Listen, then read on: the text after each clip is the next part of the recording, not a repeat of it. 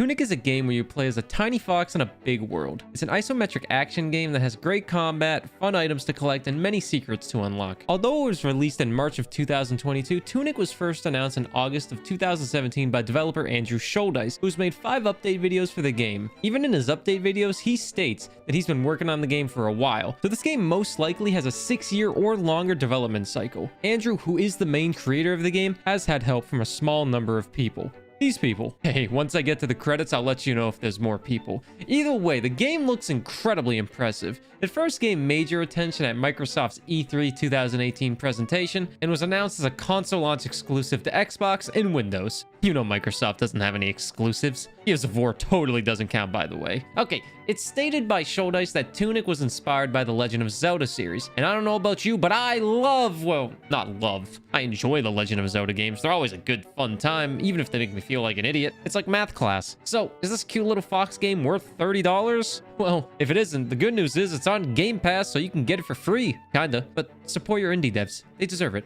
Okay, now to the game. And before we talk about the game, I'm gonna try my best to avoid any spoilers. I've only played for about 6 hours, so keep that in mind. So, Tunic. You play as a cute little fox in a Zelda-esque world. And that's the best way I can describe it. The world around you is like an old school Zelda game, but more 3D. Think Link's Awakening on the Switch. The graphics really resemble that, and it's really nice. The animations are all smooth in and out of combat. But speaking of the combat, I will say that it is more unforgiving at the beginning of the game. The combat honestly feels like a Souls game at times. You can block, dodge, parry, slash, and hell, you can even drink potions. Obviously, all those aspects don't equate to a Souls game, just a fun comparison. I said the combat was less forgiving at the start, and that's because you can level up your fox with certain items in the game that you find. I'm not going to tell you what items do what, but you level up based on things like health, stamina, mana, the usual things. Don't worry, you learn everything the game has to offer through the instruction manual that you make. Yep, you heard me. Throughout the game, you collect these little white pages, and every page turns into an instruction manual that tells you information on items, enemies, a map, or just general game knowledge,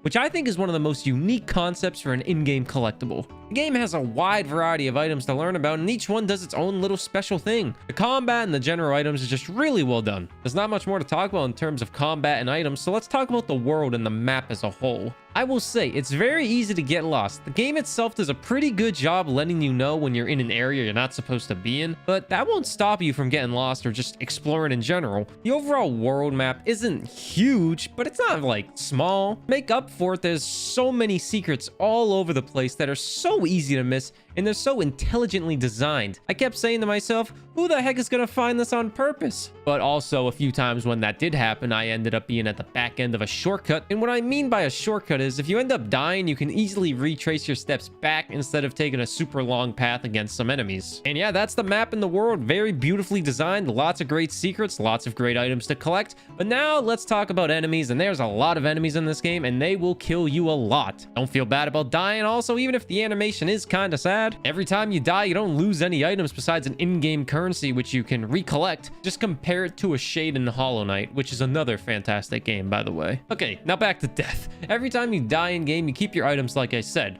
but you also restock on vital items like potions, which restore your health. Going into the game, you wouldn't expect it to be as hard as it is, but you will die a lot. Probably. The first major boss took me a solid 6 tries or so. Just learning the enemy's attacks and weaknesses will play a major role in you getting better at the game. And hell, it sounds like a perfect game almost, but there are some negatives to talk about. I will say these negatives are my opinion of what makes the game just a little more unfun, and they're not even that big. Firstly, I stated earlier about the secrets on the map as a whole. There's a lot of them, and they're really a lot of fun, but they are so easy to miss, and that's not necessarily a bad thing, but I feel if a very vital item is behind a super secret room that anyone can miss, it will really make a lot of players frustrated if they can't find the items they need. That's probably my biggest flaw of the game, and it's a slim one. But another negative will be the enemies, and I'm not talking about the combat. It's hard at times, but that doesn't mean it's a bad game. It just means I suck, which I can accept. What really is upsetting about the enemies is how far they chase you. They'll go a great distance to try and kill you, and it can be very aggravating. And since enemies respawn all the time, I find myself just trying to run right past them when I don't feel like fighting them. Really, those are my biggest complaints. You could make a case for some shortcuts being hard to find, but that's kind of the same as secrets. Now, with everything said, should you try it? Should you play Tunic as well? I can't answer it for you. We all know that. I'll say if you have a Game Pass on PC or Xbox, it's 100% worth a try.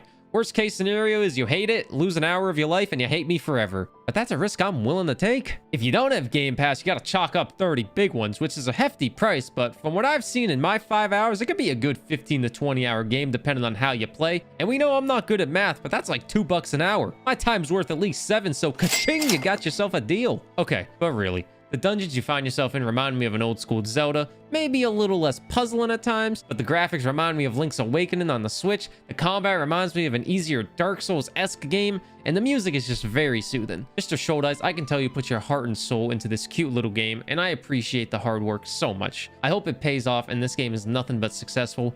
And to you listening to this video right now, I hope you enjoyed it and give this game a try. Support your indie devs, they work so hard. Also, sub if you liked the video. I try to make videos when I can with games that catch my eye, but I do stream on Twitch quite a bit. Thanks for watching. See you next time.